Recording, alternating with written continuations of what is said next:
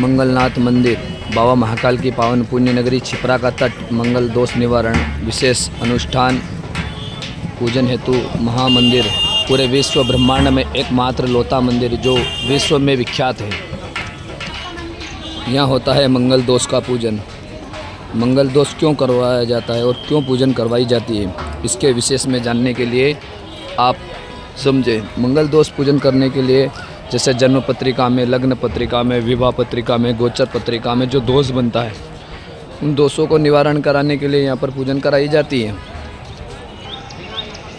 मंगल दोष पूजन उसे जिस भात पूजन या मंगल पूजा भी कहा जाता है, एक धार्मिक अनुष्ठान जो कुंडली में मंगल दोष का नकारात्मक प्रभाव को कम करने के लिए किया जाता है। यह पूजा विशेष रूप से उन लोगों के लिए की जाती है जो मंगल से पीड़ित है, पर विशेष ऐसा नहीं कि मंगल से पीड़ित वाला ही पूजन करता है।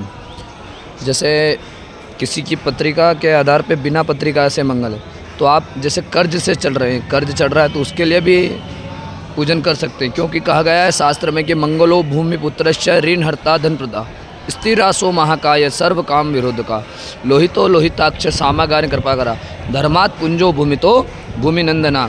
भूमि के नंदन है, इसलिए यहाँ पर भूमि पे जितना भी ऋण चढ़ता है व्यक्ति के ऊपर, उस ऋण को हटाने के लिए मंगल भात पूजा करते हैं। विवाह में बाधा आती है, जैसे लड़का मांगलिक है और लड़की मांगलिक नहीं है और अपन शादी करें, तो आप मंगल पूजन भात पूजन करने के बाद में आप विशेष रूप से ये कर सकते हैं विवाह। एवं एक नियम आता है अर्क विवाह। अगर दो विवाह के योग्य पत्रिका में हैं तो आप विवाह के लिए एक लड़के का आंकड़े का जो पेड़ रहता है उससे आप शादी करके अर्क विवाह कर सकते हैं।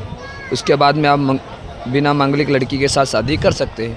एक होता है लड़की अगर मांगलिक है और पत्रिका में दोष मांगलिक दोष है, तो आप उसके लिए अगर पत्रिका में कुंभ विवाह का भी वर्णन आता है, कुंभ विवाह हो, तो आप उस कुंभ विवाह को पूजन करके भगवान विष्णु के साथ घट पूजन करने के बाद में आप तत्पश्चात मंगल पूजन के करके बिना मांगलिक लड़के के साथ में शादी कर सकते हैं। ये विशेष अनुष्ठान करवाया जाता है जो आप यहाँ पर विशेष रूप से देख रहे हैं। इस प्रकार आप पूजन करो। जैसे गणेश गौरी का पूजन करो प्रथम, जिसके बाद में आप पुण्यवाचन देवता का पूजन करो। पुण्यवाचन देवता का मतलब है कि पुण्य और पाप को अलग अलग करके पुण्य के जल से अभिषेक किया जाता है और पाप के जल से विसर्जन करवाया जाता है। इससे क्या होता है, गणेश गौरी पूजन और पुण्यवाचन देवता ये प्रथम पूजन। दूसरी पूजन होती है षोडश मातृका कुल देवी का पूजन, जिसमें 16 संस्कार का पूजन होता है, जिसमें सभी देवियों का पूजन, फिर सप्तग्रह मातृका का पूजन होता है। तत्पश्चात मंगल देवता का नीचे भी प्रधान पूजन होता है। पितृ का पूजन होता है। पितृ देवता का पूजन के बाद में नवग्रह शांति होती है। ये नवग्रह शांति के पूजन के बाद में भगवान महाकाल का रुद्र का स्थान दिया है, इनका भी अभिषेक पूजन होता है।